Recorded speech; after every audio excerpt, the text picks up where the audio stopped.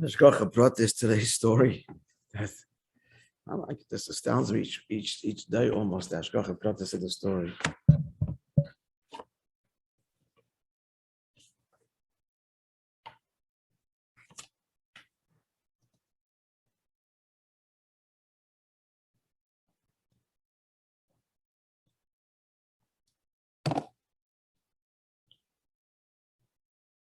It's an Elul hard hitting story.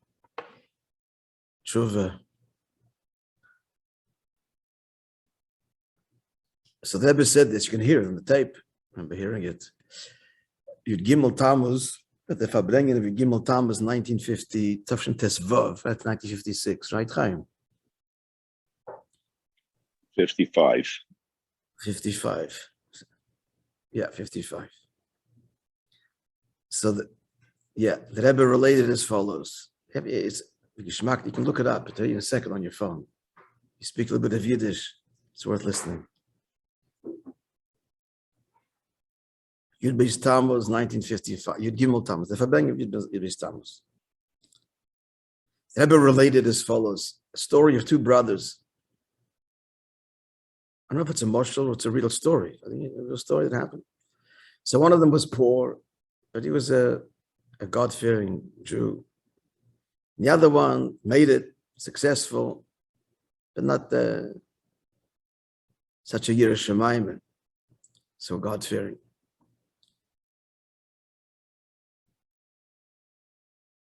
Now, the rich brother didn't have daughters,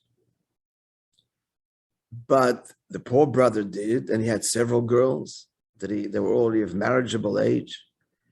And of course, especially in those days, you had to come, no one's going to look at you. You have to come to the marriage with a dowry, huh? A dowry. What'd you say? Another word. Trousseau? That's not a dowry. That was a very difficult thing in those days. Especially, the Rebbe says that the poorer you were, the bigger the dowry you had to give, because you can't rely on the father-in-law later. So upfront.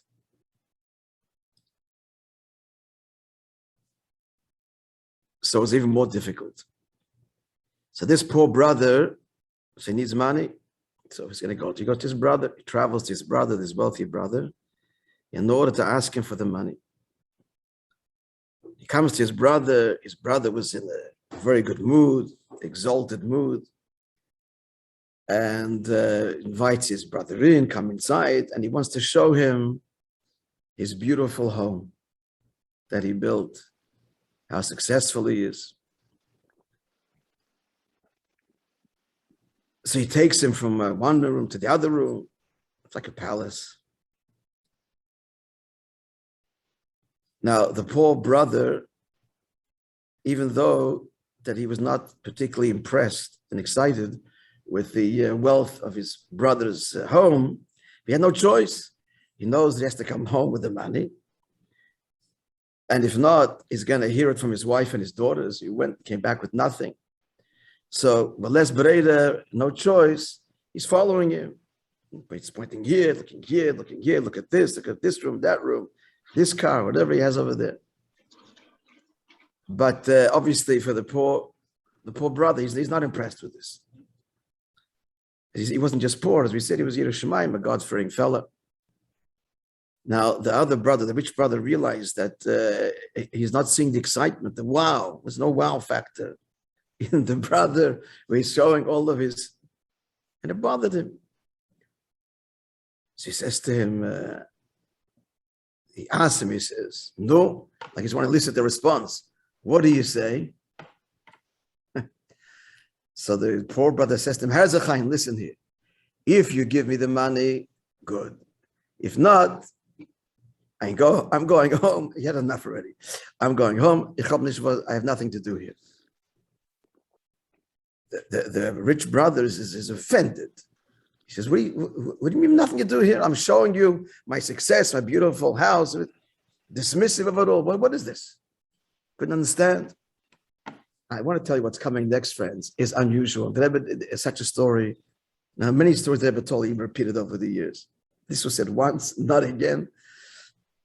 In the early years in 1955, and the whole, it's not the Rebbe style to be so sharp. So I'm just preparing you. But we're in Elul, if not now, when? So the story continues. Yeah. So the poor brother says to the rich brother, he says, to explain, so I'll answer you with a morsel. There's a certain animal, they don't want to say its name, but you all know what this creature is. That it's sunken in the boots, but the schmutz. That's its world. That's its food. And that's its whole pleasure. This animal's missing nothing, this chaya, because whatever it has whatever it needs. And she's immersed in it up to her nose. The only problem it has is, why is she only immersed up to the nose? And why isn't she immersed in the schmutz even higher than the nose? That's the only problem that this chaya has. That's what he told his brother. Finished. Rebbe concluded. He says like this. He says there is known what the previous Rebbe said. You all know the story at the railway station on the 3rd of Tammuz, Gimel Tammuz, 1927, right when he was on the way to Kostroma. It was supposed to be for 10 years, 3 years before that, they got execution. So they're at the train station, boarding the train, accompanied by the Rebbetzin, our Rebbetzin, and the Gepo, the secret police. He held a fiery speech, and he said, "Not with our will we were exiled from our land, and not with our will will we return to our land. God Almighty took us into exile, and He would take us out of exile to Mashiach Tzidkenu and bring us back to Eretz Yisrael. But this all the nations of the world should know." That's what he's saying. He's actually quoting his father. "Only our bodies were given into Golus, but not our souls." That was his fiery speech. Now the Rebbe says, this introductory words that he said two things, right? He said, not with our will, we went into exile. And then he said, it's only our bodies, not our souls. So these introductory words that he began with, that's not through our will we were exiled, is what leads to its conclusion. Because had we gone into Golus because we wanted to, God forbid, then it's possible that someone's going to want to go, but the time comes to take him out. No, he wants to go deeper. He's happy here, like the Moshel over here. There's only one problem, this animal. Why can't I be covered over my head? But that's not shaykh for a Jew, deep down. It's not possible. It's not possible. Why? Because we're foreigners in Golus. It's not our place. We didn't go there willingly. We didn't choose this. We're thrust in it. So since the Rebbe explains, like this is the positive message, that going into Golus is against our will, it's part of the divine plan for the divine mission. Therefore, it's understood that only the bodies went in, but not the neshamas, which means the real Jew is in the will, which means that we can get caught up in it, but it's not the real us. Running it externally. The neshama remains. This is not where it's at, connected to something higher. This is all a means. We're on a mission where it's a shlichus, but this doesn't define our lives. But as we can see from the story, we could get distracted.